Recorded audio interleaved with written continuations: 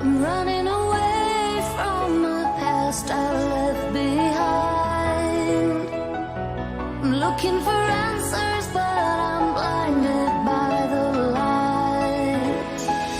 I'm lost in the music, can I stay here for the night? I promise I'll be gone in the morning, out of sight and out of mind. No blind,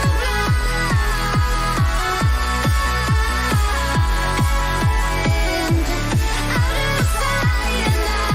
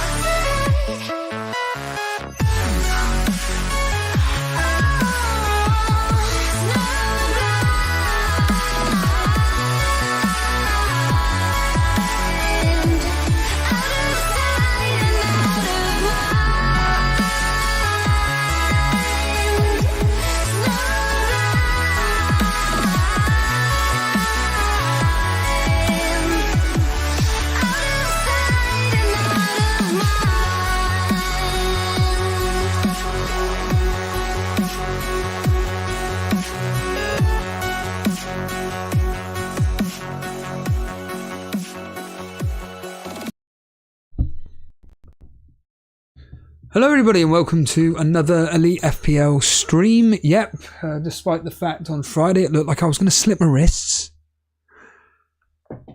We are continuing as ever with the Elite FPL shows. I talked about it on the Patreon podcast this morning. If you're not a Patreon, you won't have a clue what I was going through on Friday, but it doesn't matter. We're here to talk about this weekend. Today, Liverpool game, that for me, I put out a little short on YouTube earlier, and since doing Elite FPL, I find that luck always seems to go against me when it comes to a slightly differential captain. Now, it was literally a choice between Son and Salah this week. I always was going to put it on Salah because for me, Salah is playing against the team in which I thought would get a bit of a hiding today, which ironically they should have done. They should have lost 3-1 because that Diaz offside goal was a joke, in my opinion. As Andy Millman says, They turn the offside rule into a joke. I know there's been thousands of cards this season, offsides, which have been by hairline fractures, by toenails, etc., etc. But that one, I'm looking at it, I'm thinking, don't take the piss. Seriously. And as Mark Goldbridge discusses to death, and as I've discussed to death, as Jason's discussed to death 50,000 times till we're blue in the face. If the error, offside, whatever, isn't clear and obvious, just let it go. By the way, this has nothing to do with if Salah got the assist or not, even if McAllister got him the assist. Szoboszlai, Endo, winner, I don't care. But that goal, it's just like, fuck off. Liverpool deserved, I predicted 5-1 to Liverpool. And truth be told, it really should have ended 5-1, 6-1. But watching it from a Salah captaincy point of view, it's sickening. Because I know, it's like the betting fallacy. In fact, Sim was talking about it on, have a guess. This channel here, which I've just covered up with a microphone. This one here, FPL Juice. It's the gambling fallacy. It's in FPL Challenge. What I'm going to do is I'm going to captain Salah instead of Son, but in my FPL team, I'm going to captain Son. And I'm going to use a line from James from Planet FPL, which is actually you pretty much chose the right captaincy. It's just the outcome was wrong. Or what is it? What is the line again? It was a good captaincy choice, but just the outcome was wrong. Both games, ironically, the two games I predicted to be very high scoring, i.e. Tottenham to win 4-0, Liverpool to win 5-1, they both end 2-1.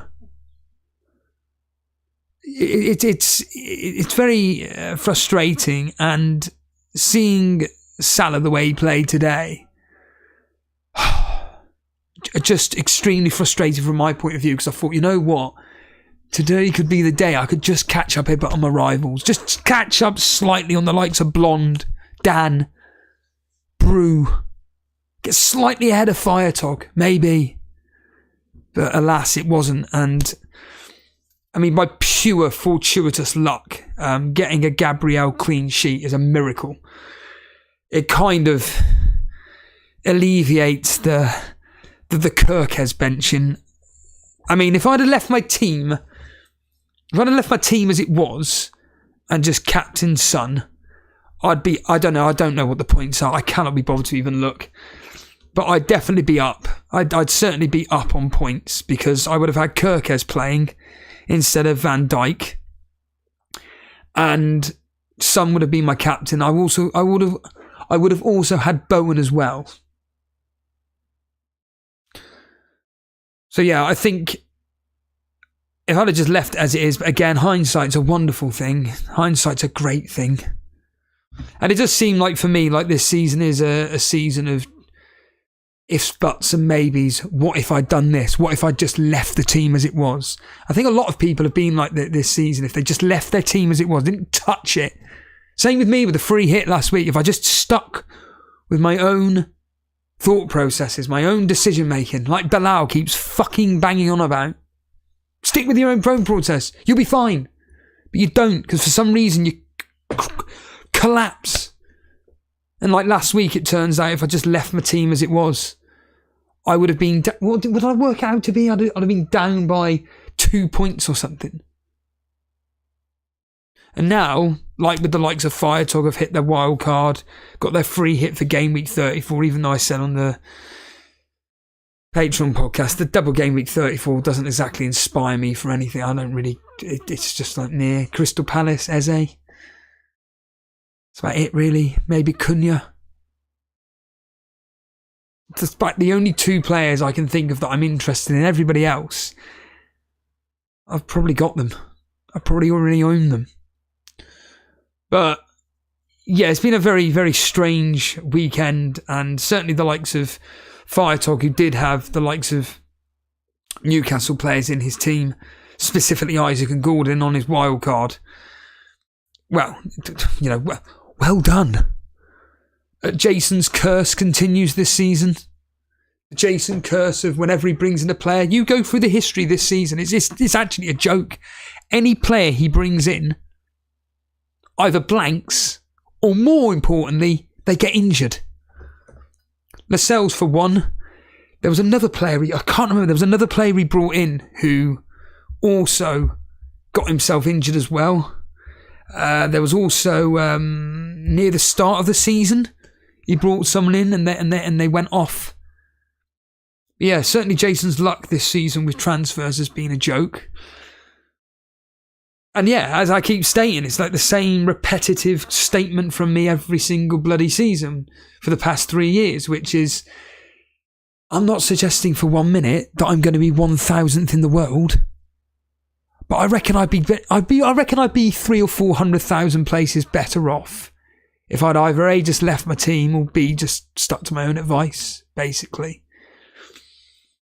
And certainly did this specific game week, sums it up really.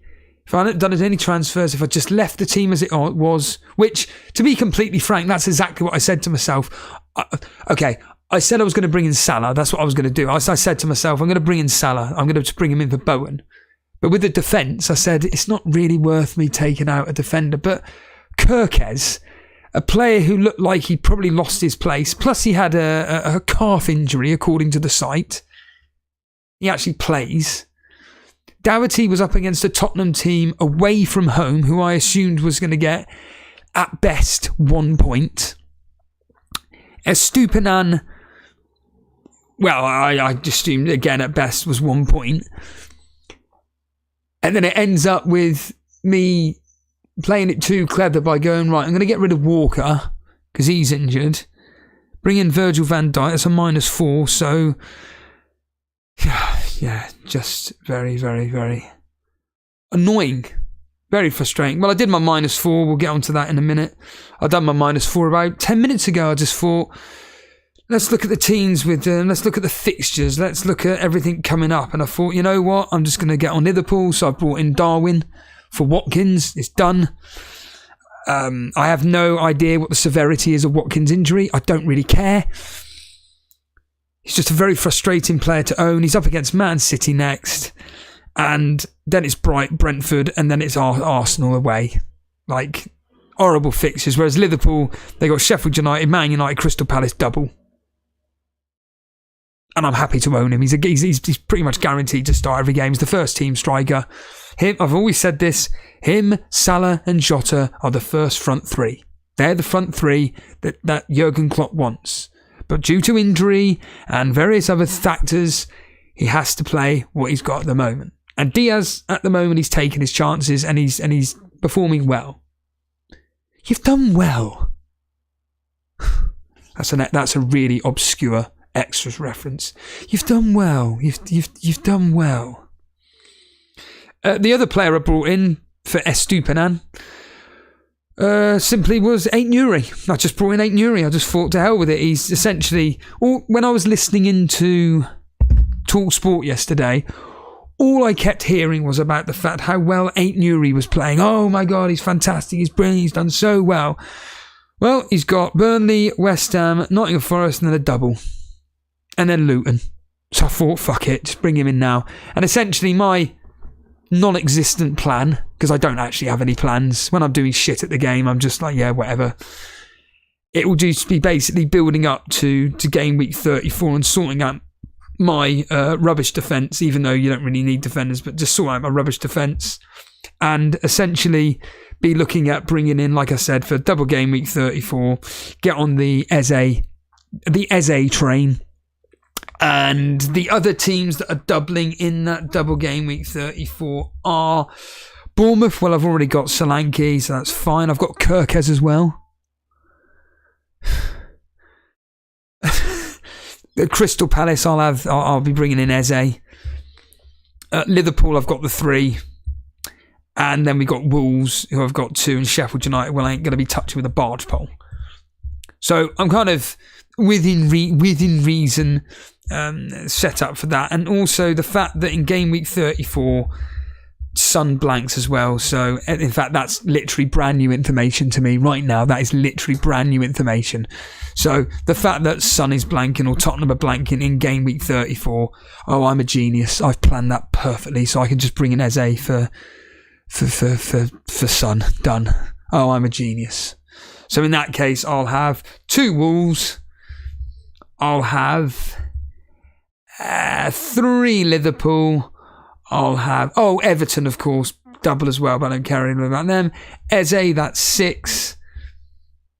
Arsenal have 2, that's 7, 8. Bournemouth, Solanke and Kirkes, 9, 10. So I'll have 10 double game week players. Shall I triple captain someone that week? No! In the words of, has anybody seen that sketch in WWE with Mr. McMahon and Mr. America? Are you the real Hulk Hogan? No. You know what you are, Vince? Anyway, let's just quickly say hello to the people in the chat. By the way, if this stream is cocking up, then I'm deleting it. I'm finishing it. JR saying defence was garbage this week except for exactly Arsenal and Bradley, so you couldn't have done much else. Bradley? Did he do anything today? Martinez got me 10 points usually. Yeah, Lucas Dunn, yeah, absolutely. Absolutely, 100%. RAN missed an open goal this game week. RAN, who the hell is that? RAN.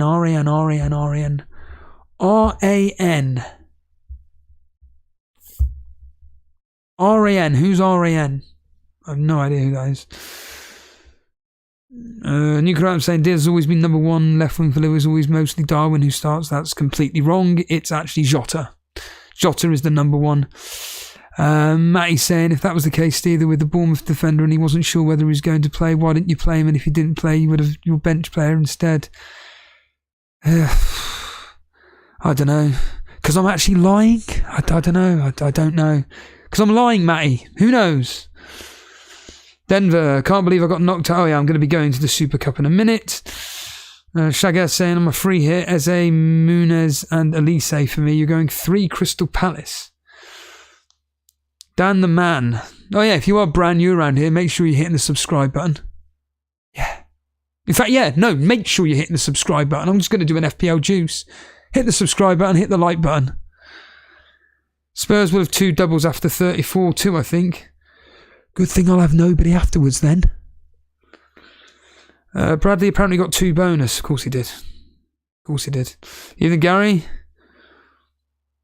Oh, Ain't Nuri is RAN. Right. Or as Danish says, Ran is Air Nuri.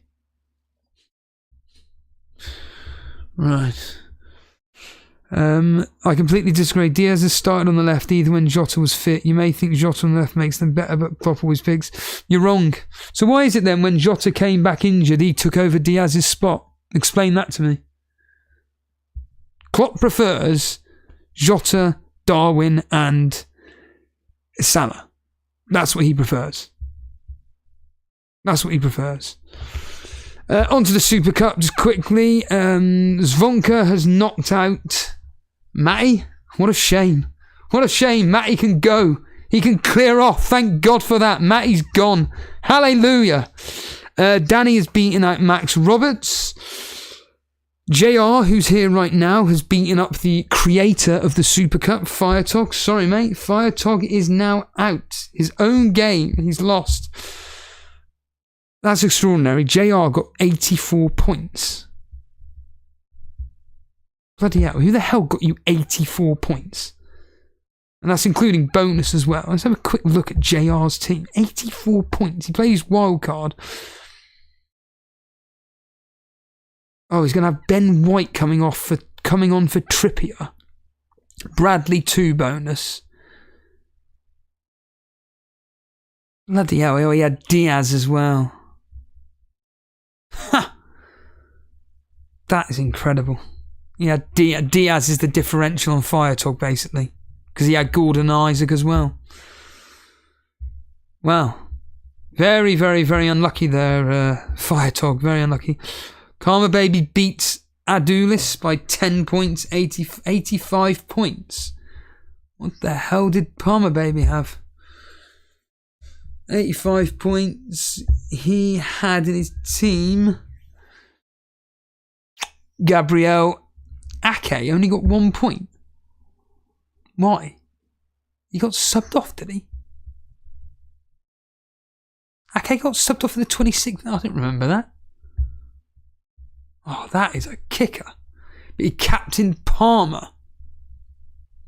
And he had Gordon as well. Okay, wow. That's, again, huge differential. Peter Scullion beats FPL Bailey, 88 points to 76. Bloody hell, Denver, yeah, by 3 points. Denver goes through by 3 points. Beating Notorious, 83 points to 80. Gabriel Derot loses out to Frenchie by 81 points to 73. Harry Dawson beating, well, comfortably. I mean, this is the most comfortable it's got so far. Harry Dawson beating Bilal, 80 points to 67. In the other games, we have Smith Joe just beating Jacko, 78 points to 75. Another tight game between KDB and Simic, 3 points in it. Simic winning 86-83. Cool K having a dominating over Nuclear Atoms, 84 points to 69. And Fader Raza beating Dread FPL, 82-58. Can I just make this point, actually, talking to Dread FPL? I generally do mean this. I'm wishing him all the best through his recovery.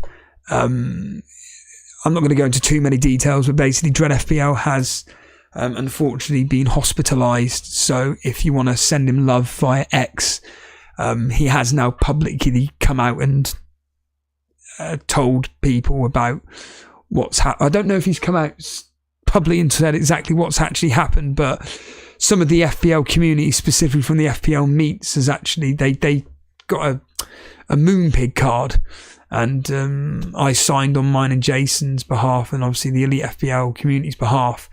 But if you want to message Dread on X, preferably DM, you can go on his account. It's just look for Dread FPL basically, and you can private message him, or in the Discord you can just private message him, just send him best wishes. But yeah, he's recovering well. Let's just put it like that. He's doing very, very well, and he's positively as normal coming through. And yeah, it's good to see that he's being positive about the whole situation. But yeah, unfortunately, he's been knocked out of the Super Cup.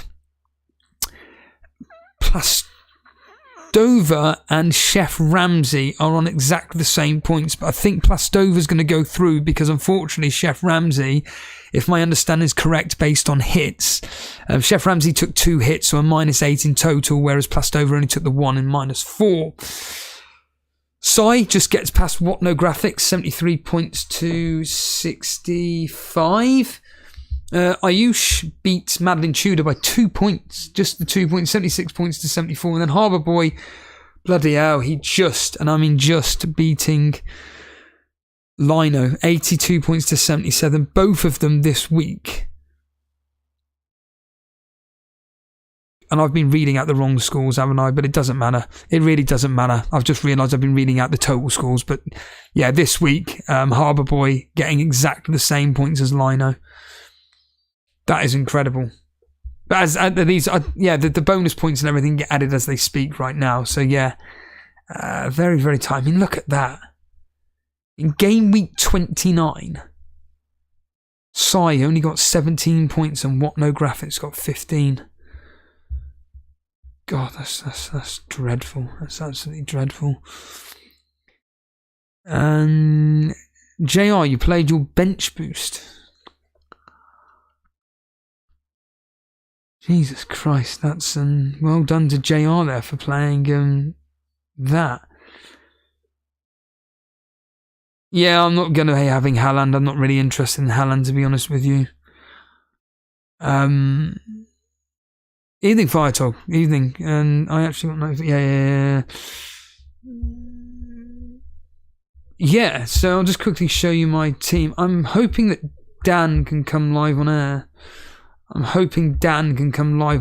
because, yeah, because I'm hoping Dan can come live on air, basically. I'm only going to be on for the next 20 minutes or so. So I'll just quickly show you what my team's looking like. Which is mental. It's this Tuesday. I'm actually going to be at work with the deadline. It's crazy. But that is my team for game week 31.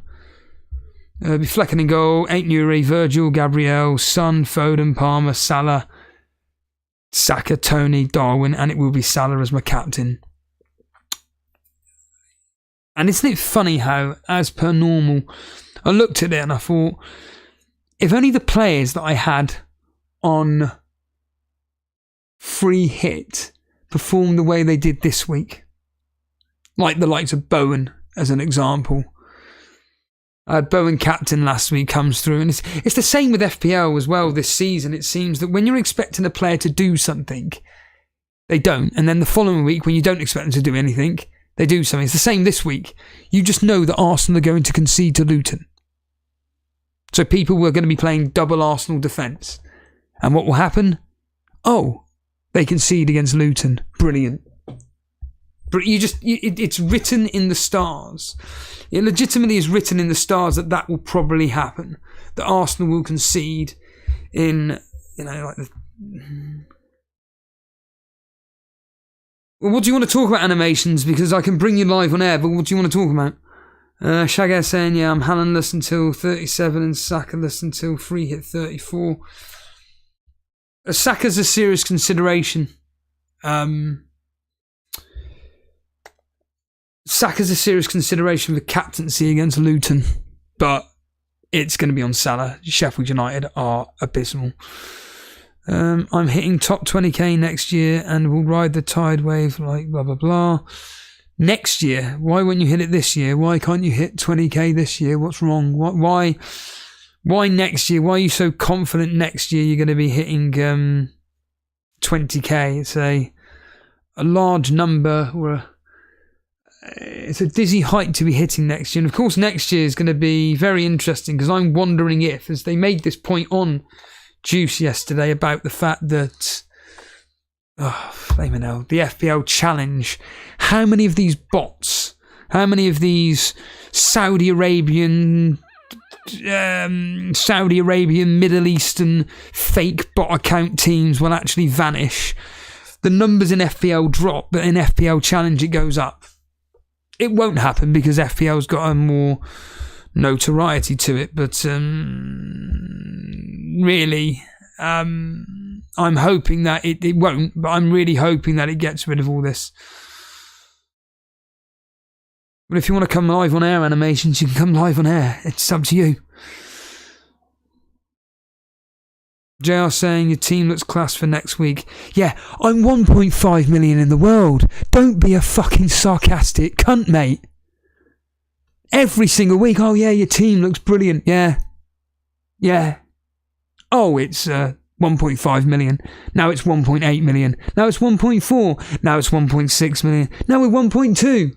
Yeah, don't give me that patronising bollocks.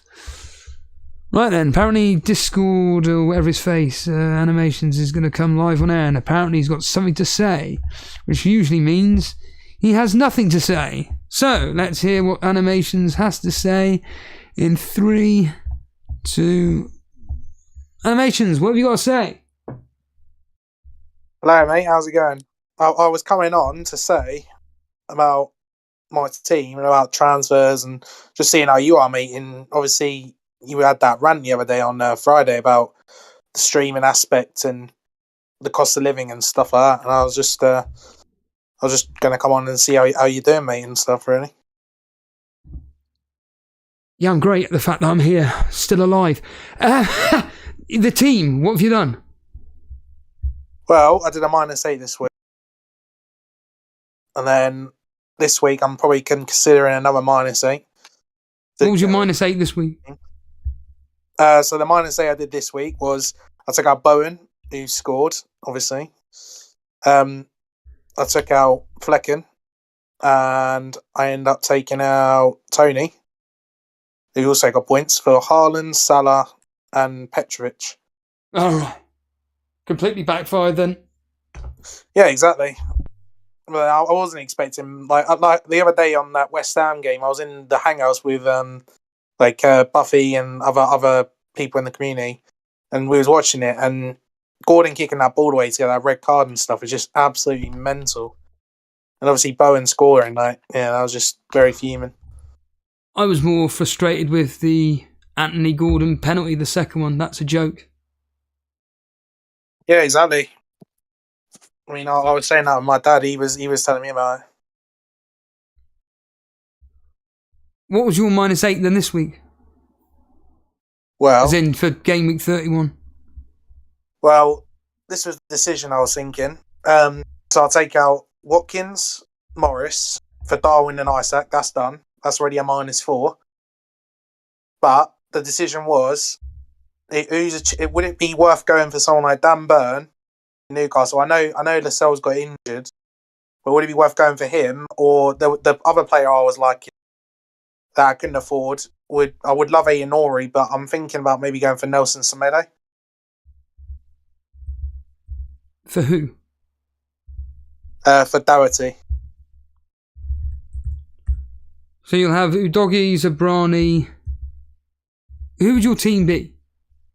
Well, in defence, as it is, it would be so it'd be Neto in goal. I would then have Doggy, Gabriel, and probably either Semedo, Dan Burn, something like that. I'd probably have the same midfield as you, but I wouldn't. You would have Foden and I wouldn't, and then I'd have what do I call it? Darwin, Isaac, and Haaland up front. Why do you need to get rid of a defender? I don't understand. Just play Gabriel, Zabrani, and Udogie. Why do you need to bring in a defender? If I want the funds to get Darwin and Isaac, I need to downgrade one of my defenders because I'd only have 4.5 million. Do you not fall into the category that I think, which is Isaac's got his 2 goals against West Ham. He's going to do nothing against Everton. Yeah, I mean, this is what we was all saying on that game the other day. With Gordon having his red now, like people, we were all saying, how is the ball going to get into Isaac now that Gordon's been sent off? But I still think I want to get Isaac now because I want him for the bench boost in 37. So that's why I'm deciding to get him now. And his fixtures are good up till 34. And then obviously after he's got Burnley and Sheffield United. Well, he's going to concede against Burnley, you know that, don't you? In fact, I wouldn't be surprised if we beat Wolves. Oh yeah. So you're not going to be getting a clean sheet against them. Is Doherty actually going to be out for game week 31? Well, that's the thing. I don't know, but I want to get rid of Morris though, and the only way I can do it is by getting rid of Doherty, and he's got no doubles or anything. He's playing Arsenal this week. So you're not thought about getting in Muniz instead for Morris?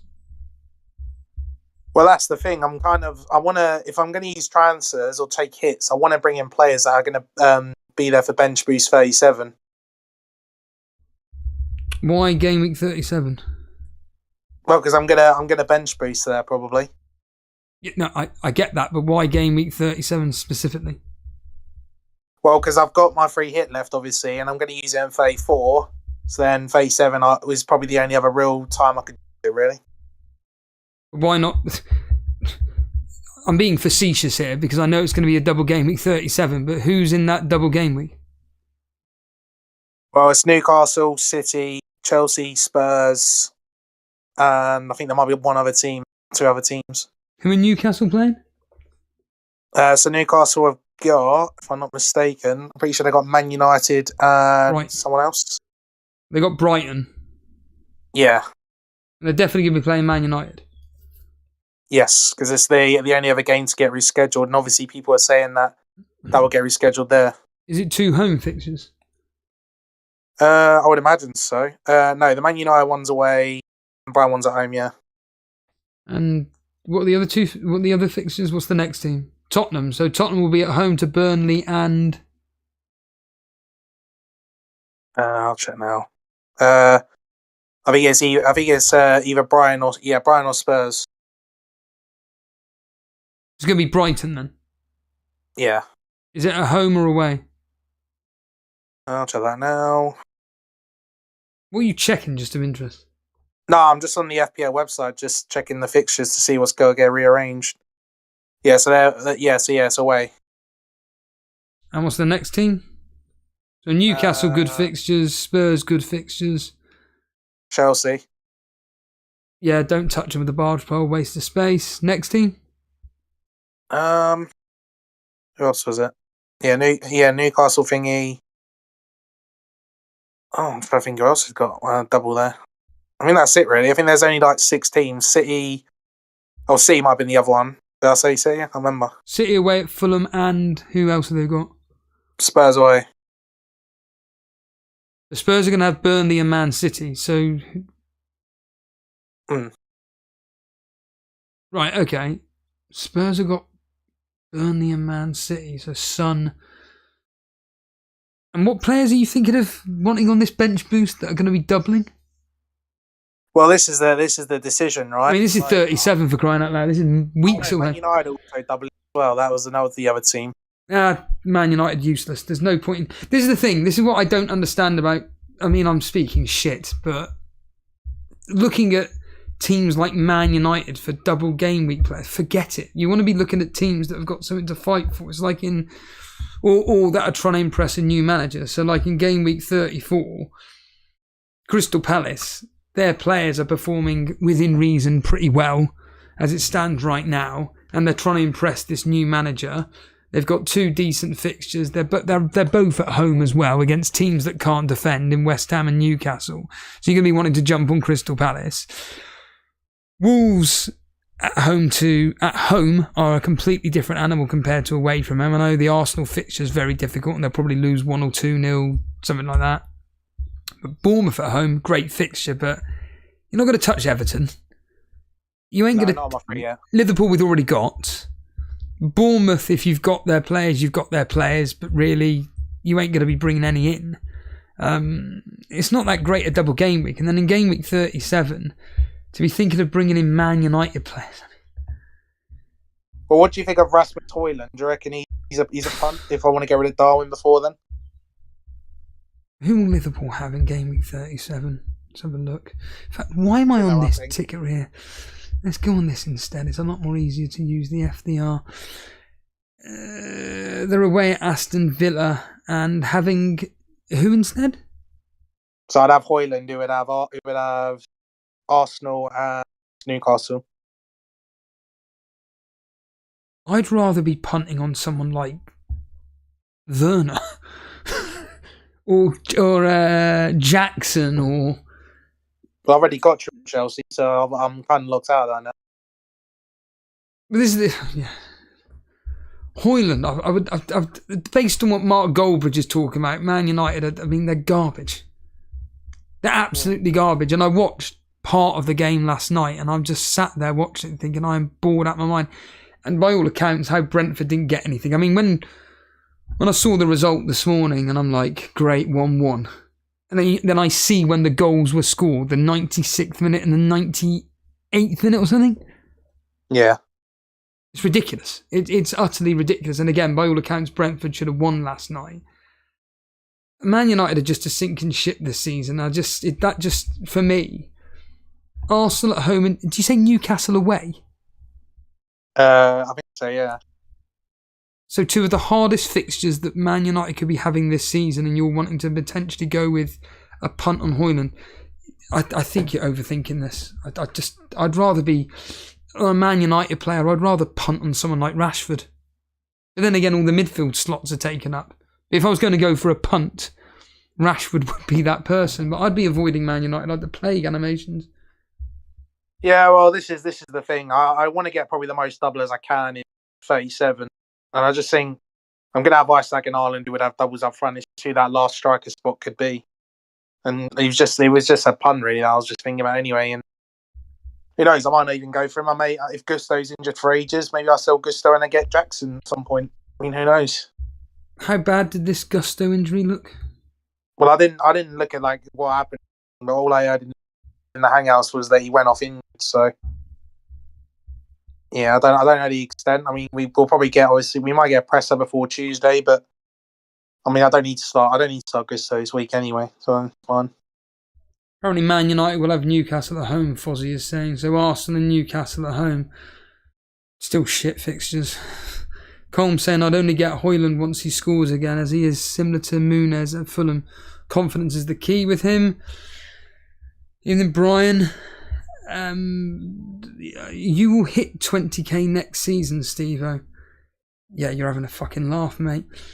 Buffy saying, I bet you will have Man U in 37. I am not going to be touching Man United with a barge pole. Where am I going to put them in my team? I've got no chips to be playing, to be bringing in any nonsense like Man United. I'm wanting to be, for me personally, the way I'm looking at this game now is just focusing on teams which have, within reason, got some good form and have got something to play for, i.e. Liverpool, Arsenal. Did you watch the game today? Yeah, so I watched I watched the full four of the game of the Arsenal City, and then I watched about 60 minutes of the Liverpool game. What do you think? Well, I think Liverpool, like you said already about Salah, he could have had a hat trick today and stuff like that. It's just I think we got a bit unlucky with Salah as the captaincy. Like, he should have got that assist, I reckon, as well from before. But yeah, the offside was a joke. Yeah, exactly. It was just an absolute joke about that. Do you think that the whoever's in charge should be looking at the VAR and looking at things like that and going, we need to stop using the VAR for decisions that are literally like hairline and whatnot? Yeah, I do think they should. Because I think it's just there's some stuff like that you said, like hairline offside, like could be completely different. Yeah, exactly. Anything else you want to say before we go? No, just thanks for having me on. Hangouts is a great place to be, and yeah, enjoy it. And thanks for having me on, mate. When did you join the Hangouts then? So like during the international break, I joined with Buffy and Podner and Jones Bloke and stuff like that, and they're all great lads in there. And yeah, it's just a good chat, and it gets me away from real life stuff like that. So yeah, precisely. Cheers, Tom. cheers, mate. Oh, he's gone. Okay.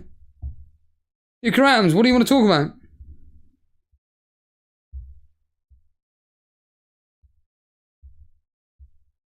Hello? Good evening. What do you want to talk about?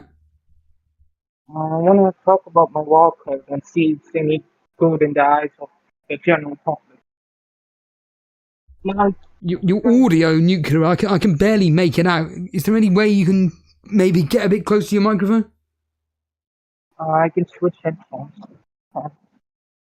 Yeah, because I can barely hear a word you're saying. Nick Sharp saying it's great watching some of the FA Cup games with no VAR. Yeah, Mark Goldbridge says it. It's quite simple, really. Championship without VAR seems to survive, so why can't the Premier League? What I don't understand about it as well is, like, it's not snooker, it's not cricket, or even tennis, where those tiny little millimetre decisions do actually matter. In football, this is your own body. I don't know. You back with us, Nuclear? Yeah, I think so. Much better. Much better. Yeah, you were saying about your wildcard team. Yeah, I've only, from my original team, there was only Gabriel, Saka, and Watkins, and all of the other ones are either returning players or new players. I've gone in a bit for different route.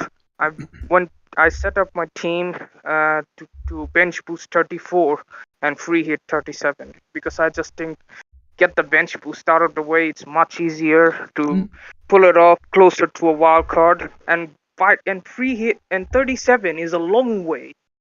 We could have a lot of rotation and injuries by that point, so I can freely choose with the free hit who I can bring in. And the fixtures aren't that great either.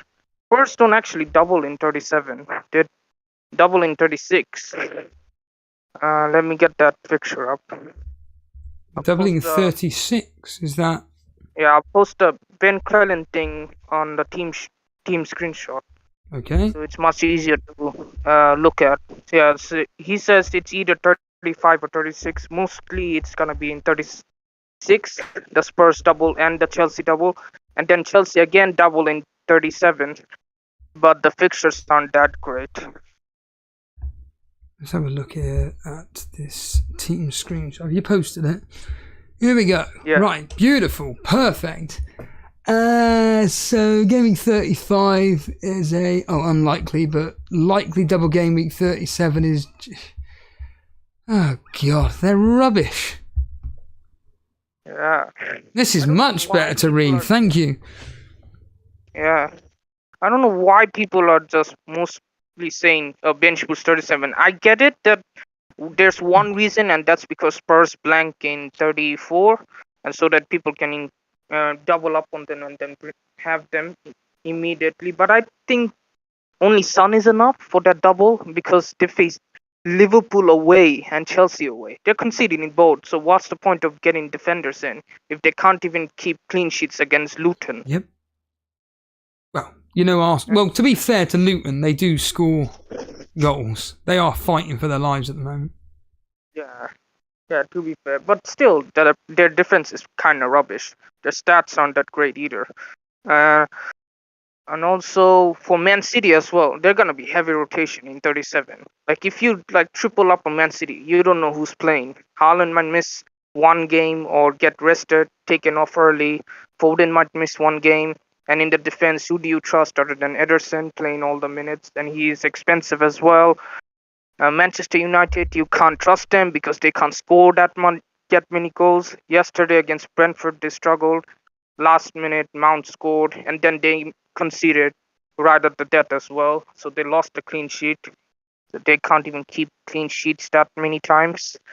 So Dalot and Garnacho and Hoyland are not that good of an option. Who else is there? Brighton. There's Pascal Gross maybe, and maybe Stupinan, but nobody's going to take a punt on Stupinan. Van Heck isn't going to do you any good. Who else is there? Dingra. I mean, again, you are right. These players are. They are quite literally FPL challenge players, aren't they? And you're playing it, yeah? Yeah, I'm playing it. I've scored 86 points, I think, this week. 84 points. Because I had Diaz and Isak and Gordon. Like, I brought in all the players that I missed out on my original team so that it softens my blow when they actually score. So, in FPL Challenge, I am aware that you won't know who's got what points. Is that correct? Now you can know if you go to... Okay, well, how well have you done then within the game? And how... I don't know my rank, but I can see other people's points if I tap on their team. Okay, has anybody got more than 86 points? Yeah, the highest is above 100. And what team have they got? They've got someone like Bowen, Isak. People have scored 10 points. They've got Martinez as well. I don't know how they picked them. I never predicted all of them to score. And they got Diaby as well. I saw Diaby, Bowen, Isak, Son, Palmer in one team. That's massive. And how many players have so far signed up for FPL Challenge, does it say? Yeah, it has. I forgot how much it is. I have to check in later. I'm assuming it's in the hundreds of thousands. Yeah, at least 500k, I think. Yeah, I was expecting about 600,000-700,000, something like that. I don't think it would get 1 million. At a push, 1 million maybe, but it's not 1 million. No. I remember it's not 1 million. It's not 1 million at all. Okay, so with your wildcard team that I've got in front of me here, and that stupid thing's popped up. Why? We have... Why Pickford? Because he has double in 34, and also Everton has good defensive stats. Even though they didn't keep a clean sheet against Bournemouth, they can still defend well. That's the only thing they can do. And they've got Burnley at home as well in 32, I think. And in 34 double, there's, I think, Nottingham Forest at home. Yes. And Liverpool at home. Both home fixtures. So they might as well keep one clean sheet, I guess. And in the derby matches, Pickford might save a lot. It'll be save points, won't it? I think Nottingham Forest. Yeah. Nottingham Forest will score against. In fact, Everton keeping clean sheets is a rarity, in the sense of I know they can keep clean sheets, but of late they cannot win for toffee. And when you look at the teams that they got next, Bournemouth. Oh no, they've already played them. So Newcastle away is, well, they ain't going to get anything from that game at all. 1-0, 2-0. They're going to concede no matter what. And again, it's save points. But your other goalkeeper is, you've got Raya. Oh. Yeah. Brilliant. Up on Arsenal. Double defense. Brilliant. Instead of double attack. Well, it makes sense, doesn't it? Yeah, because Odegaard goes missing in big games, and Havertz, we don't know how he's going to do. He went missing today as well. Yes. And there's Gabriel Jesus back as well, so there will be rotation. So, guaranteed minutes, Raya makes the shout. And with the rest of your team here, I mean, Gusto, is it Gusto you got there?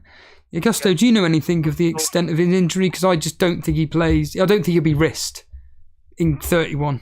There wasn't any heavy news on Gusto, so we will have to wait for the press conference, I think. Yeah, I don't think he gets risked. Watkins is the same.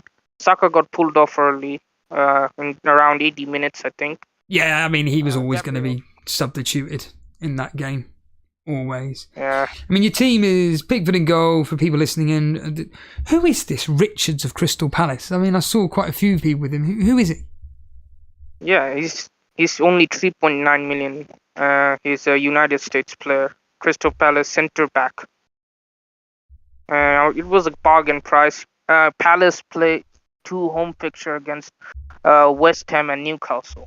I can't expect that much from it, but maybe, just maybe, he does something. Like, he did score a goal against Burnley, I think, 2 weeks ago.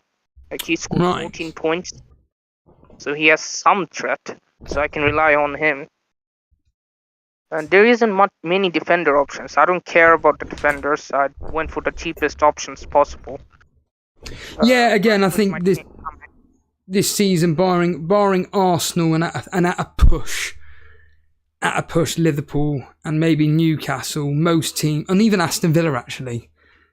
Other than that, every single team is a waste of space when it comes to defence. They're always conceding. Let's keep carrying looking at this wildcard team. So Richards, Gusto, with Bradley. I mean, he looked very good today. Trent Alexander-Arnold has said that he's looking to return soon. I'm going to assume that he'll probably be, if he's ready for Man United, he won't start against Man United. I think that he'll be on the bench if he's available, of course. It would still be Bradley that plays. I think Trent makes his return, say, at potentially either Crystal Palace or Fulham. 33, 34 roughly. Maybe even in 34 he plays in the Everton match. Possibly. But I think Bradley's a brilliant pick for yourself. Son, self-explanatory. Saka, Palmer, Salah, yeah. Solanke, you've stuck with Haaland then? Yeah, because Brighton away, and he has good fixtures throughout, I guess. 38, I'm gonna need him in the last game week of the season. In 36, he can do well. In 35, he's Haaland, isn't he? He's just way too picked. And if he does score a goal, my rank will just drop. I just can't afford to take that risk at this point of the season. Well, Aston Villa at home next. I would, to be fair, I don't think that's going to be such an easy game for for Man City. I'm not saying it's going to be up there with what Arsenal did today, but certainly, in the early part of the season, they apparently played one of the best football matches ever. Can you remember it? Yeah, I think. Is it during the lockdown or in 2021? No. This was this year when Aston Villa beat them 1-0. When they beat them and then they beat Arsenal 1-0. Do you remember? No. I don't quite remember it. I think I remember the Arsenal one. I can't remember the City one. Okay, well, apparently Aston Villa played really, really well against Man City in the home fixture, so maybe they could potentially do something against them at the Etihad. Unlikely, but you never know. Man City, where are you here? You are right there. Then they got Crystal Palace away. I mean, that's, I think, win. Luton at home. I mean, how many goals did Man City want to score? When is the Champions League return for City? It's next week. Next week is Champions League. Oh, so we really are. Right then. I think we can take them on, actually. Like, seeing what City are doing this season in big games, I think at least in the Bernabeu, I think we can win. And it all comes down to the Etihad in the second leg. Yeah, you said on X, didn't you, that you wish that the return fixture was the second leg was at your place? Yeah, because in 2022, in every knockout stage, the second leg was at the Bernabeu, and that's how we made our comebacks and won the whole damn competition. This is the interesting thing here for people listening and that's interested with Haaland. So he's going to play against Aston Villa. You know, I'm not suggesting that he is going to get rested, but Crystal Palace, and then it's Real Madrid. And then straight after the Real Madrid game, they're at home to Luton. I think potentially, and then it's Real Madrid again. There's a small possibility that Haaland could be dropped for Alvarez in the Luton or Crystal Palace. Probably the Luton game. There's a small possibility of that. What's that, 9? That's 4 days later. And then they've got very important... then they've got very important fixtures with Real Madrid, of course, at home. And then it's Chelsea at home. They're 2 huge fixtures. And... bringing in Haaland is not necessarily... I'm not suggesting for one minute it's a risk because we know what Haaland can do, but the question is, what else are you going to put your money on? And if you've not thought about potential... I know you're not going to do it this week, but with hindsight, do you wish you'd maybe have brought in Darwin instead?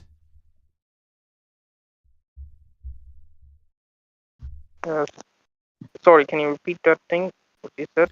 Yeah, instead of going with Haaland on your wild card, maybe you've gone Darwin potentially instead? No, I'm thinking of Watkins to Darwin next week.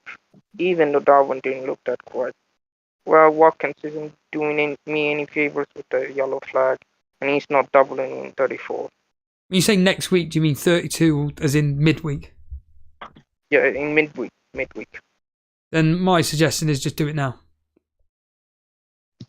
If you're going to do it, just do it now.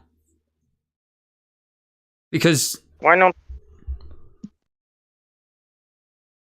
Why don't I just wait for the press conference? Because what if Darwin gets injured in training? I think you're reading too much into that. That's. I mean, it's this usual line, isn't it? What if? Just do it. How much money have you got in the bank? Oh, it doesn't really matter, does it? Because Watkins is 8 point... God knows how much anyway. I think just do it. It's Sheffield United. Yeah, I'll probably bring him in. I just got the 0.4 million. I can wait. Like, I don't need to rush things because I've got money tied up in Watkins. It's easy. JR saying, wouldn't you rather have Diaz instead of Darwin? Yeah, I did thought about it, but looking at my midfield, I have room for Eze, 1 spot remaining. Son for Eze in 34 or 33. Because I have Sarabia as well for the double in game week 34. See, this is the thing. People are struggling to fit the players in that they really want, and it's very difficult to. Oh right, Dan is here. Okay. Dan, speak to... Apparently Dan's here. In fact, I can see him, but... Hello, Dan? Hello? How can you not know the results from yesterday? I was out. I was out all day yesterday. Do you want them spoiled or not, or just concentrate on today? Let's talk about today. It's all about Arsenal and Liverpool and Man City. Well then, talk to us about that Arsenal performance, because I felt they went in it with not too much, a bit reserved, I suppose the word I'm looking for is. They went in it quite reserved. I mean, the start of the game, the first 10 minutes, I was just thinking it was exactly like the way Man United played against Man City a few weeks ago. And it was a horrible game to watch, like in terms of, as an Arsenal fan, watching it, how tense it was. It reminded me a bit of Man United Arsenal in the 2003-2004 season when we won the league. And we got a 0-0 there. And it was just very tight, very cagey. But funny enough, I did just briefly tune into AFTV for their reaction after, and people are like losing their heads. But we've just won 8 games in a row, and we just Losing got a their great result. heads. Why? Well, they're just saying, "Oh, we should have gone for it," and Liverpool will win the league now, and all this stuff. And it's like, it's just absolutely bonkers. I'm really happy with the result personally, but I get that it was a defensive performance. But the upshot of it is, we've played Man City twice this season, 2 clean sheets, 1 victory, 1 draw. And also, this is the 3rd match in a row you've not lost to them. Well, yeah, I mean, the Community Shield, obviously it was a wonder goal from Cole Palmer, which feels a bit weird saying that now because he's a Chelsea boy, win on the shootout. I mean, that's it, because as you were saying yesterday on the message, our record at the Etihad is awful. I mean, we haven't won there since 2015. We got beaten up 4-1 last season. I think it was 5-0 the season before. So I'm really happy with the result, but we do have a tough run in still. We've still got to go away to Man United. We've still got to play Tottenham away. So we have got some very tough games, but we've just got to focus on the next one. But yeah, Saliba was excellent. Rice, Gabriel, the normal suspects really. And I think Arteta got his subs right as well, bringing on Tomiyasu. Obviously, when Doku and Grealish came on, I was a bit like, oh God, he's bringing both of them on. But yeah, it's a great result. So, you coming out of it very, very positive. Do you know the Liverpool result today? Yeah, I know the Liverpool result. There's a few Liverpool fans in the pub. I was just talking to them, and yeah, I mean, a good result for Liverpool as well. That it's, advantage Liverpool at the moment, but it's the Premier League. I was saying this to a friend of mine yesterday. I'm a massive Arsenal fan, and you just never know in these games what will happen. There's no such thing as an easy game in the Premier League. So Liverpool are going to slip at some point. City, and we will slip at some point. So it's too early to be. I just think it just sums up like a little bit of the, I don't know, knee-jerk culture that we live in of people going a bit crazy that we have not won a 9th game in a row. But yeah, I mean, fair play to Liverpool. I mean, obviously they're going for it with Klopp's last season, and it's going to be tight, but it's a pretty interesting title race at the moment. You think against Luton you're going to rest players? I think we could do a bit of rotation. I mean, Havertz, he obviously played the 2 games for Germany, and like the last 20 minutes, he did look a bit spent. So the friend that I was talking with yesterday, I did say to him, look, we got these players in our squad like Partey, who came on and played quite well, Smith Rowe. I would think he would rotate it a little bit just to keep it fresh. And obviously Saka came off towards the end and he was walking off quite gingerly. He didn't play during the international break, so that didn't look too promising, but maybe it was just precautionary, hopefully. But Martinelli coming on is a positive, and maybe he can start against Luton, and we've just got to beat Luton. That's the next big game, really. Yeah, I'm looking at your fixture running, and obviously when you are in a situation where you're fighting on 2 fronts, in this case Premier League, Champions League, at the end of the day, if you are in these competitions, you need the players and the manager to be able to go, do you know what, we can handle the pressure. And I think the Luton game is a game where I think you do need to rest players. I think there are certain individuals, like Saka as an example, that just need that break. Just play Reece Nelson. What's his name? Reece Nelson, or whatever his bloody name is? Reece Nelson, he doesn't. The thing is, Arteta, he's a bit like Southgate. He does have his favourites, and Reece Nelson's not one of them. He got a chance against Liverpool in the Cup at the start of the year, and he played all right, to be fair.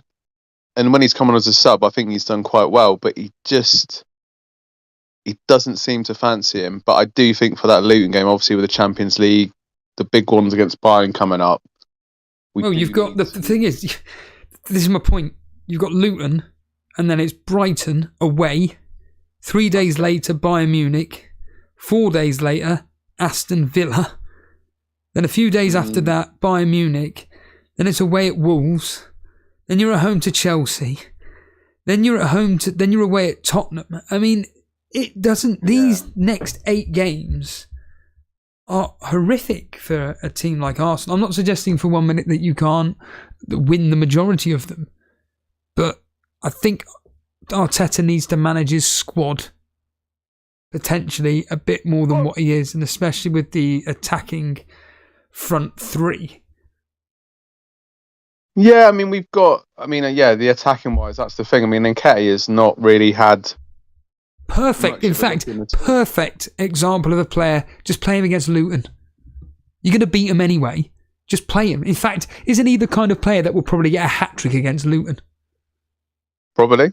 Yeah, probably. But he just barely has a look in these days, so I wouldn't expect him to play, but I can see the logic in doing so. But I mean, obviously Timber coming back, Tomiyasu coming back in. The players have come, like Vieira, hopefully come back at some point. Who started the season quite well. We do need to, but like those games, I mean, we should, we're favourites against Luton, but those other games, even like Wolves away, it's a horrible run of fixtures, really. But it's also like,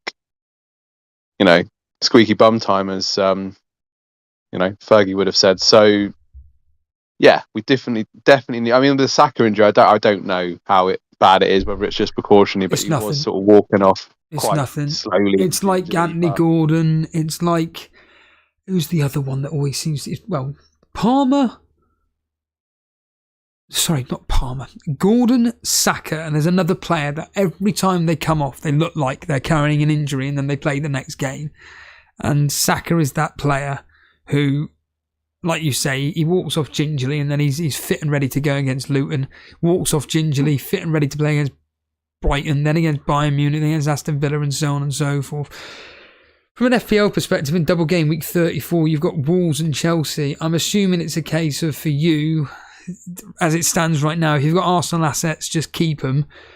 If people are doing a free hit, that, I know, again, it's a long way away. We're talking, Wolves away isn't until the 20th of April.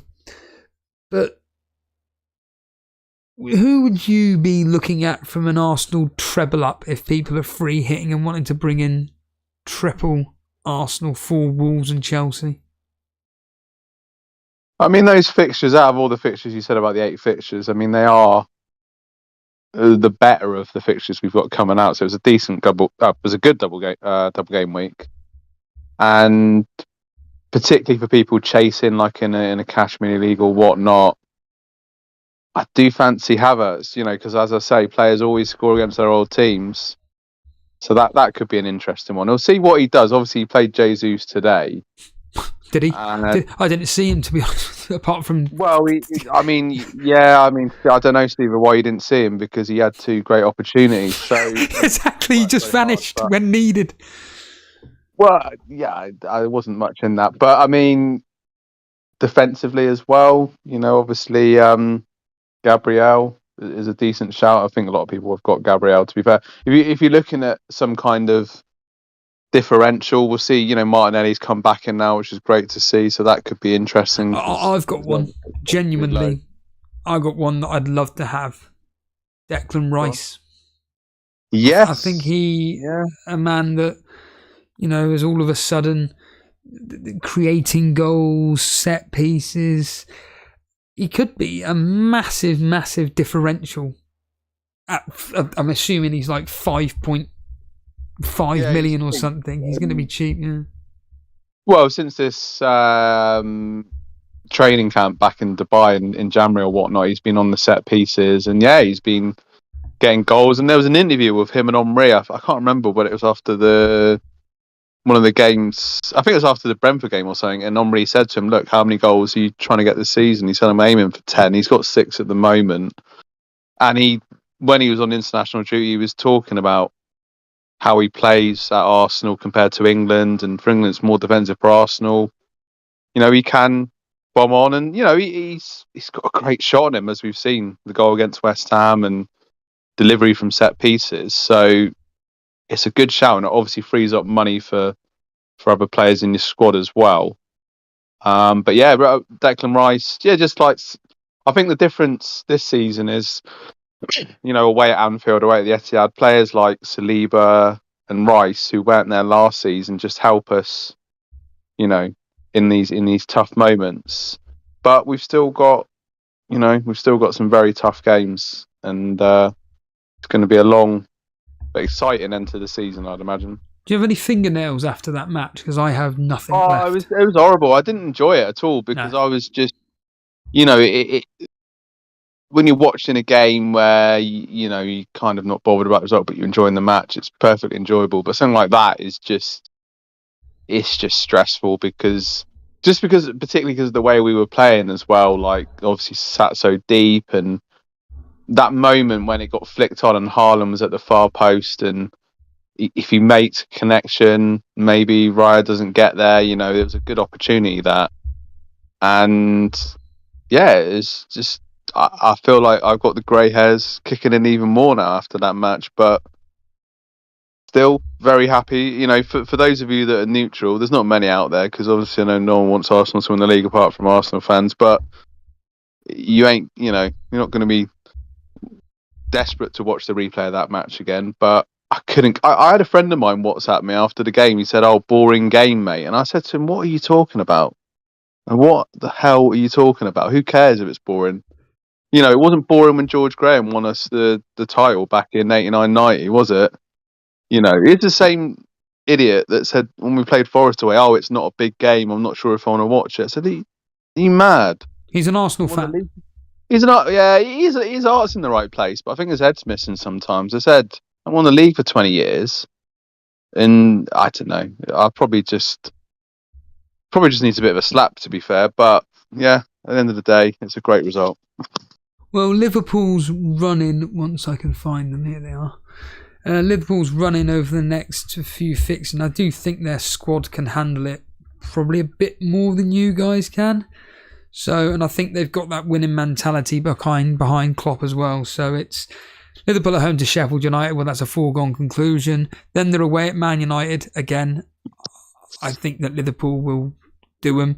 Then they're at home to Atalanta. Well, they can play whether they want in that fixture. They probably will be able to play the kids in that and still get through. I don't know how well Atalanta are doing. In fact, do you know what? Do you have a clue, Dan, how Atalanta are doing? I will find out right now. But can you think off the top of your head how well they're doing?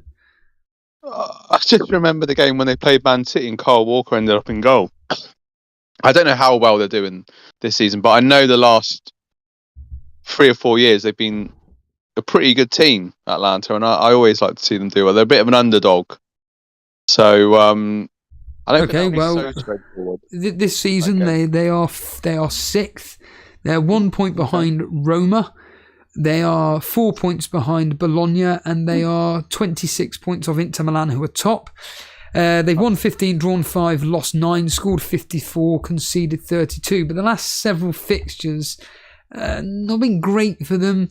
They lost to Bologna. They drew against Sporting CB. Then they drew against Juventus. They beat Sporting CP again, which is that's in the Europa League, and then in Serie A they beat Napoli 3-0. In the league, away. Yeah, in the league itself, last 6 fixtures, they have, once this stupid advert moves, they've only won twice in the last 6 in the league. So a bit of dip in form at the moment for Atalanta, but certainly just going back to Liverpool and their fixtures upcoming, where I think they have got a better squad to be able to cope with it. So yeah, they'll be able to play a mixture of the kids and whatnot. I mean, obviously the likes of Alisson when he's fit, Van Dijk, Salah, Diaz, probably, and McAllister, like the core of that squad, will be able to play, but they're able to bring in like certain individuals up front. Then they're at home they've got 3 home games in the next 4. Then they're away at Atalanta. Then they're away at Fulham. They should be beating Fulham. Everton away, again, should be beating Everton. And then it's another away. Bloody hell, they got 4 away fixtures in a row. Okay. Wow. So Atalanta, Fulham, Everton and West Ham. I mean, Everton, obviously, it's the derby, isn't it? But, I mean, Everton are crap this season. So, I don't know. I'm just... Well, they can't score, can they? No. They can't score. That's their biggest issue here. And then, obviously... they're running where it's their final 3 games, especially two of the last 3 are very, very tough. Well, I say that Liverpool at home to Tottenham. If Liverpool is still in the title race, which they should be, let's just say it's still the same as it is now, like a couple of points in it. Liverpool against Tottenham. I mean, that could just be like a 5-3 or something. Then they're away at Aston Villa. And then the final day of the season, they're at home to Wolves, where, the likes of Man City. I mean, we were just discussing with Nuclear Atoms about Man City and their running and the fact that potentially like the likes of Haaland could be benched. And certainly Kevin De Bruyne. Kevin De Bruyne certainly will be a player that Pep Guardiola will be looking at to be benching. So I think that it is a case of a very, very, very, very, very probably one of the most interesting title races over the last. People were saying about Man City, obviously the treble winners, they won the World Champions Cup and whatnot. It is interesting their bench. I mean, obviously bringing on Doku and Grealish, 2 international players, 2 tricky top players, but it's like in terms of last season, Mahrez and Gundogan, those 2 for me are a level above the 2 they brought on today in terms of their output and what they can deliver. So, I mean, don't get me wrong, City are a very strong team. It's just a fact. But you are going to miss two top players like that, really. I know they're getting on a little bit, but they're still, elite players, excuse the pun. So, yeah, I mean, with our squad, so I've seen someone in the chat say some rubbish about our squad's not strong. I mean, it is. Yeah, I think your squad's strong. It's just not got that much experience. Yeah, that's it. I mean, the likes of you've just mentioned Vieira. He's a good player, but he's a perfectly good impact player, so to speak, or coming on to cover whomever he replaces. The same as Trossard, brilliant player, absolutely incredible player, but he ain't going to be a touch on the likes of Martinelli as an example, because I do think that apart from today, but Havertz offers, I don't know, that position where he's able to potentially hold the ball up. So the likes of Saka and Martinelli and Declan Rice and Odegaard can to join in up front. I just think that the players that you've got just don't have the necessary experience to be thinking title winning. But then again, you have been in the title race over the last few seasons, and the more and more of this experience comes through, the more and more it's going to come through, and eventually it will click and you'll be winning the title. We will see. It's going to be, there's going to be plenty of twists and turns, isn't there? I mean, like I say, our run-in is tough, but then, Liverpool got some difficult games there as well. City as well, obviously still in the Champions League. Liverpool have that slight advantage if they can, obviously Atlanta are no mugs, but they can rotate a little bit in that game. Of the 3 of us, we're not going to rotate against Bayern, and Man City aren't going to rotate against Real Madrid. So there's a slight advantage there, and Liverpool do have a lot of firepower. So yeah, it's it's going to be interesting. I think, to be honest with you, Steve, a lot of it as well is going to come down to injuries and management of players that are, on the verge of injury or fatigued or whatever. That's going to be a big thing. I'm putting you on the spot here. Mm-hmm. So, against Luton, what's the starting 11 against Luton? We take Raya as red. Raya in goal, we take that as red. Gabriel Saliba, we take as read. Tomiyasu to start? Yeah, potentially. I mean, Kivior's has played quite a lot recently and done really well. But Tomiyasu did come on, so yeah, I mean, Zinchenko doesn't. I don't know what the situation with him is at the moment, whether he's even fit. But like, yeah, let's say Tomiyasu. Once again, Ben White at right back will be in, and So then who you think he starts versus Luton? oh, what in Ben White? Yes. Yes, yeah, he will. I'm pretty sure of it.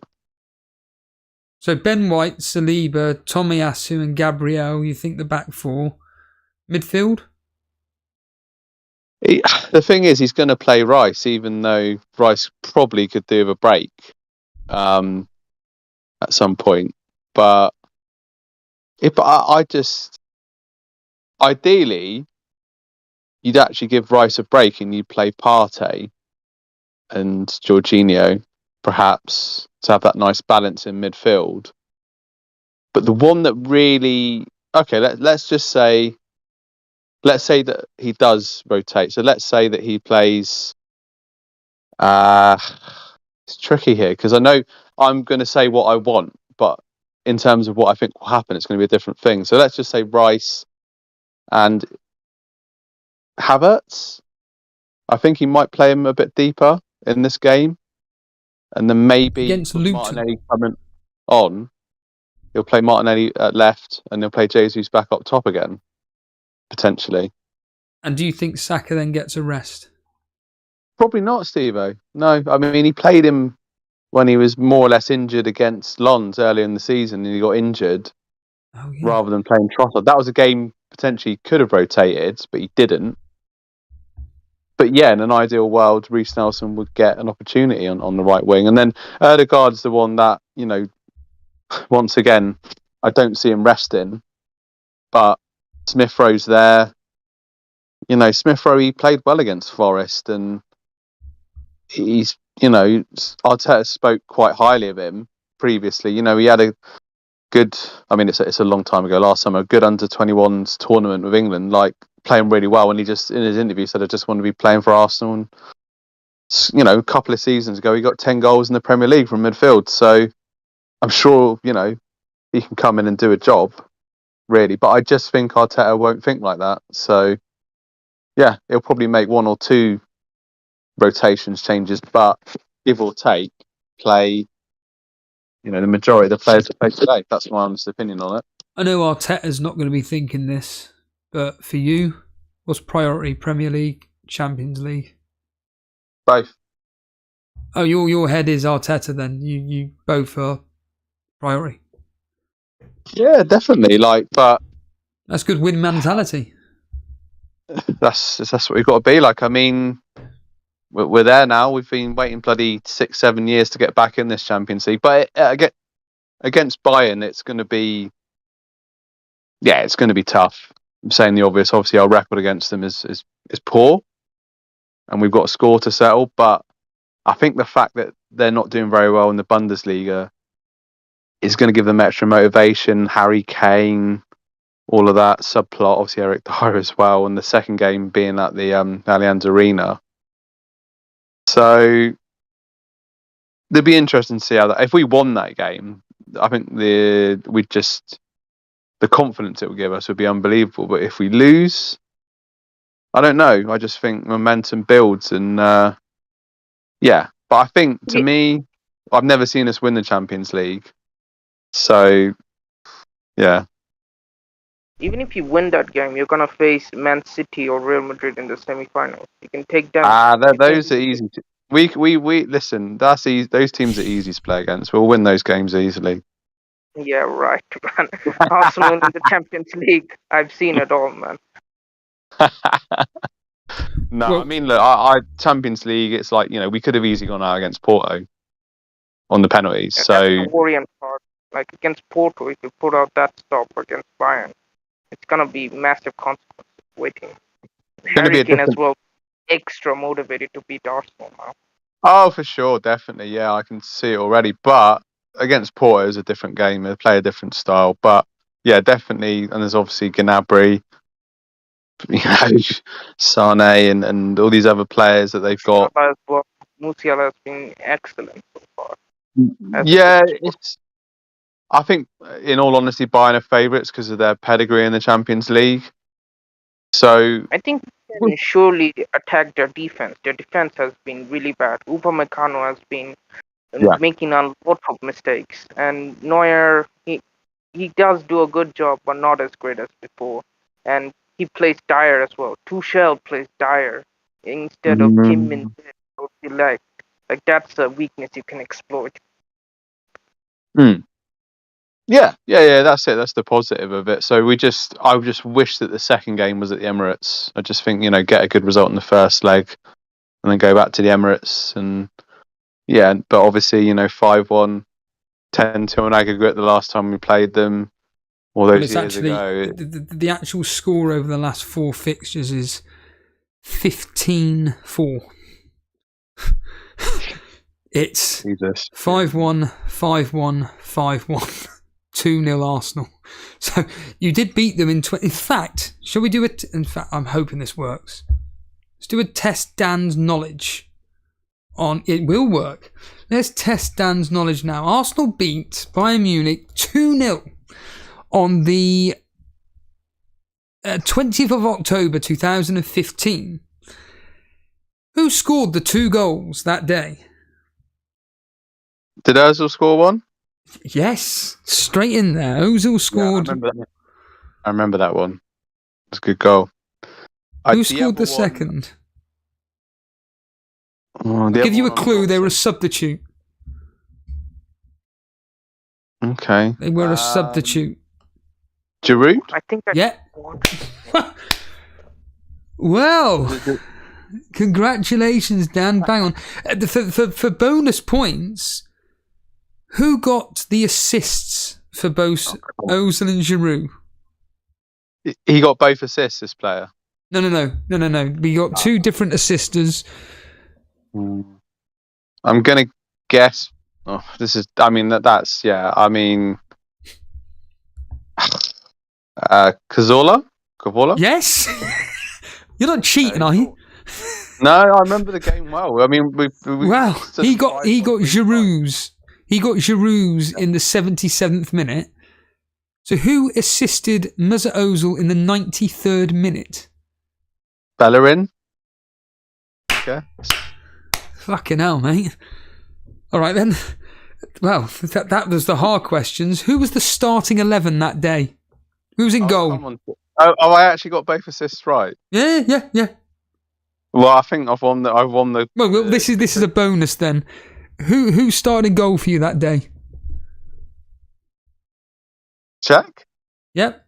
So we got the right back in Bellerin. Who started at left back?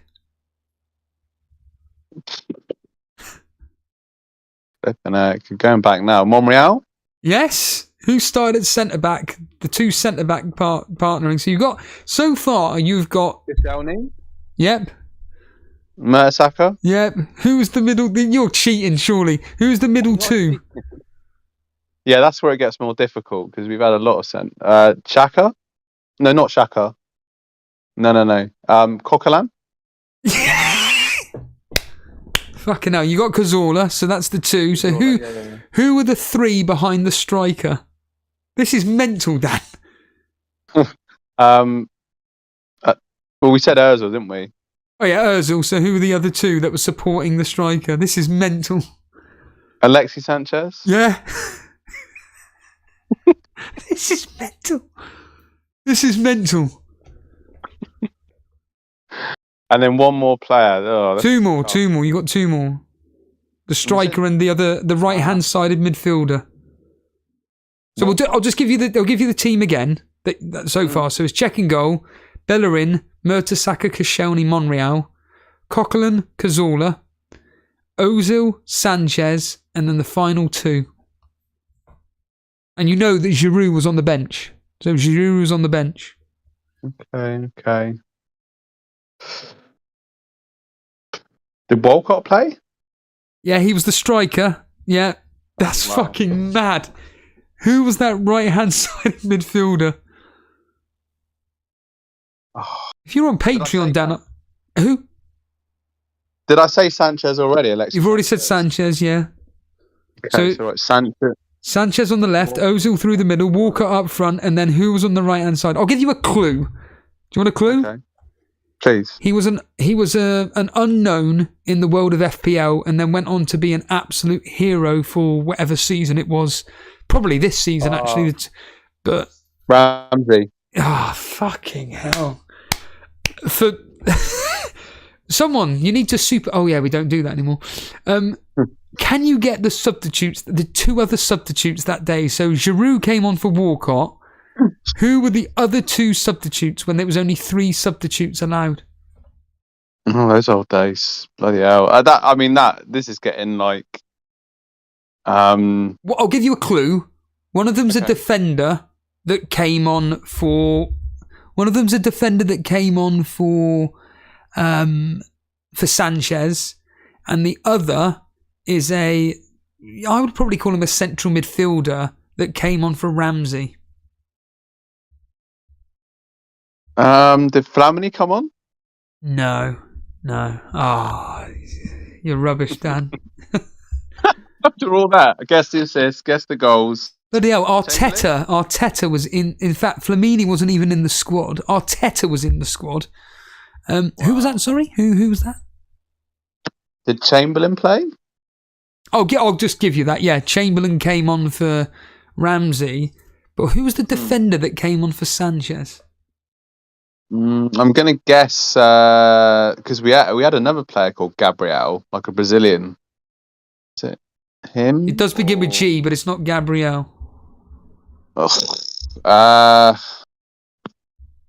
Defender. I'll give you the rest of the other players. So the other players was a player called Macy Chambers. Oh, yeah. We had Arteta, Debuchy. Wow. And then the other substitutes were Giroud, Chamberlain, and the final one that came on. And a defender with G. Begins with G and sounds like a legend of Man United. An absolute legend for Man United. You just have to... That's it, yeah. Yeah. Dan, that is incredible knowledge from 9 years ago. Well, I mean, that season was the season we challenged. I think it's the season we challenged Leicester. Could be right in saying that. Can you name the Bayern Munich team that day? But yeah, I mean, that was a great win. But Ozil's goal sticks out to me because that was a good goal. I remember that one. But yeah, I mean, God, yeah, it was a good team. When you look at the players, you just rolled off. I mean, Cazorla and Giroud are still playing.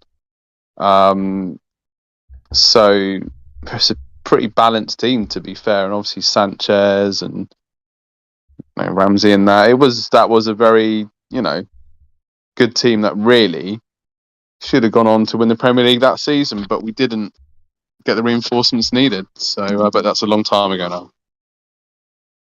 It's going to sound stupid. That was Wenger in charge, wasn't it? Yeah. The crazy thing is the reverse fixture. You are right with this. Gabriel, was that Gabriel Palista? Yeah. Yeah. So you had Czech in goal. This is the return when you lost 5-1. Czech in goal. Debuchy at right back. Mertesacker, Palista, and Monreal. Cazorla, Coquelin, and then it was Campbell. Who's Joel Campbell? Joel Campbell. It rings a bell. I don't know. Yeah, Joel Campbell. Yeah, Costa Rican. Oh, yeah. And then the other 3, it was Ozil, Sanchez, and Giroud. Yeah. Well, that's a bit weaker, isn't it, really? So, but yeah. I mean, we played them, I think it was 2012, 2013 season, and we lost, we beat them 2-0 away, so we went out on away goals. And we played Carl Jenkinson. Yeah, so we've got a history with Bayern, so that'll be a very tough one. But if we fall down, we've still got the Premier League to go for, and we still got to keep going. It's just going to be, it's going to be a long end to the season, but it's going to be exciting. Well, the last time you played them, you lost. And sorry, you beat them in a friendly 2-1, and it was Nketiah and Nketiah scored for you, and an own goal by someone called Poznanski. On that day, the players that played were Leno, Maitland-Niles. Just to give you an idea of when this was back in 18th of July 2019. So Leno in goal, Maitland-Niles, Monreal, Mustafi, Papa Staphylopoulos, Granit Xhaka, Mkhitaryan, Joe Willock, Ozil, Aubameyang and Lacazette. On the bench, you had Reece Nelson, Carl Jenkinson, Martinez, Mavropanos, the West Ham, obviously the man, West Ham player. Nketiah was there. In fact, Nketiah, what's that? Says here he scored. Maybe he came on. Says he had a goal here. I don't quite understand that. But anyway, Nketiah, Kolasinac, Macy, Martinelli, Burton, and then just a load of players. Oh, there's Saka. Saka right at the bottom. That's crazy because they've got all the players like in... Oh, Martinelli's there. 2019. Saka would have been about 15, wouldn't he? In fact, how old's Saka now? 23? 22? I think so, yeah. I mean, he started young for us, didn't he? He started playing in the Europa League and that, and then got in young. So he's got a long career ahead of him, hopefully. So he was 17 years old. Yeah. Born on the 5th of September 2001. Bloody hell. 6 days later, the world changed. That's crazy. Yeah, but if you're good enough, you're young enough, as they say. Or the other way round. Cheers, Nuclear Atoms. Appreciate you coming. I've gone on way much longer than I expected. Cheers, I really do appreciate you coming on, Nuclear Atoms. He's sending in that fixture tracker as well. Firetog jokingly saying, "Do you remember the price of the beef pies that night in the 2-0 victory against Bayern Munich that evening?" Dan, you don't want to talk about your team then, no? No. I'm going to catch up with That's it fine. tonight, mate. No problem at all. That's fine. Cheers for coming on, mate. Cheers. All right, I'll drop you a message, and thanks for everyone for tuning in. Don't watch the stream then, because your team's up on the screen. Okay. All right, man. Don't put it on. I'm gonna change it to my team. There we are. There's Dan. Appreciate it. And thank you to Nuclear Atoms and Animations coming on as well. Yeah. Thanks everybody for coming live on air, and thank you for watching as per normal. Make sure you are hitting the subscribe button if you are brand new around here. Enjoy the content myself and Jason bring you. Also make sure you're hitting the like button. It does help. And also, after this stream ends, just write a comment. Just simply write a comment and just say anything you want. Just say anything you want. Other than that, like I said, my team is set up for game week 31, which is this midweek, which I still can't believe. I've done my -4. It was... I've completely forgotten already. Estupinan out for 8 Nuri and Darwin in for Watkins for a -4. It is Flecken in goal, 8 Nuri, Van Dijk and Gabriel, along with Son, Foden, Palmer, Salah, Saka, Tony and Darwin. That'll be the team this week. Fire talk. I'm just going to quickly see if anything's actually updated on this game. I very much doubt it. But what I do know is that I have had a massive swing when it comes to Jason, because 39 points -12. I can't even bother to do the maths on that. That's what, 29. That's 27 points Jason has got this week. That's not including bonus points from today, whereas I've got 62 points. Massive turnaround from myself on Jason. But when it comes to all my other rivals that are in the Torbay Elite or even in the Moderator League, they're catching up with me. That's how crap I'm doing this season. But my rivalry with Jason is slowly getting there. In fact, Jason's doing that bad that he's now 65 points behind me.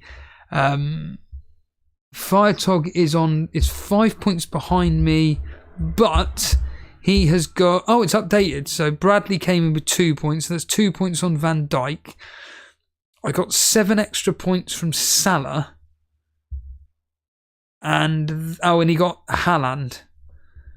So yeah, not much different. Oh, because I had Gabriel, didn't I, Firetog? That's why I had... So I'm just slightly ahead of you. Blonde, on the other hand... she got 61 points. Her differential, so Gabrielle's coming in for Robertson. She had Gabrielle and Kirkes. Okay. Oh, she had Raya as well, so she's had a good day. Raya, Gabrielle, that's 11. Plus Bradley, that's 15. Salah, 7 points. So Blonde's had a very good day, 22 points today. That's very good, very, very good indeed. I mean, even in the YouTube chat league with Harbour Boy, of course, is top. He's not had the greatest of weeks. Well, I say that, he's still done well. Gabrielle coming through today, and that's pretty much it. In fact, that is it. Gabrielle coming through. Unfortunately, I had Taylor Saliba on the bench, but it doesn't really matter. He's not going to play double Arsenal defence. Harry Dawson. What did he get today? He played his wild card, and the captain Salah, Virgil van Dijk, Haaland, Darwin he had today, but of course he did absolutely nothing. He had Gabriel on the bench. There will be quite a few with that. Oh my god, I just realised there were people in the FPL challenge that played 5 Arsenal defenders. So they had the Raya and then the 4 back 4. That's actually true, because they talked about that on FPL Juice. Someone did that as a joke. Well, who's laughing now? They've probably gone and won it. Then we got Harry Daniels, FPL Harry. His players today were nobody, because he didn't play any. Foden and Haaland, sorry. That's 5 points. But there's still a healthy lead between these. And then Madeline Tudor there. But again, this is all based on as it stands right this split second, rather than any updates. But even Madeline Tudor today had Salah captain, Darwin, Haaland. But on the bench, yeah, there's Gabriel right at the end there. Wait a minute, he played his... Oh, right. So... Madeline Tudor played his wild card, but he has Edison. He brought Edison in on his wild card. I mean, what does he know that I don't? Medicine. Let's call him Medicine. Medicine and Petrovic. Strange. Now, just quickly here, Odin saying, I'm torn between transferring Madison or Bowman out for Salah. Get rid of Madison. It's simple. Get rid of Madison. On that note, let's get out of here. That's gone on a lot longer than I expected, but hey, that's what happens when you get callers on and good conversation. Cheers all, thanks very much, and I have no idea when I'll catch you next, so just stay tuned for notifications on X, or making sure you subscribe to the channel and seeing if there's a notification for the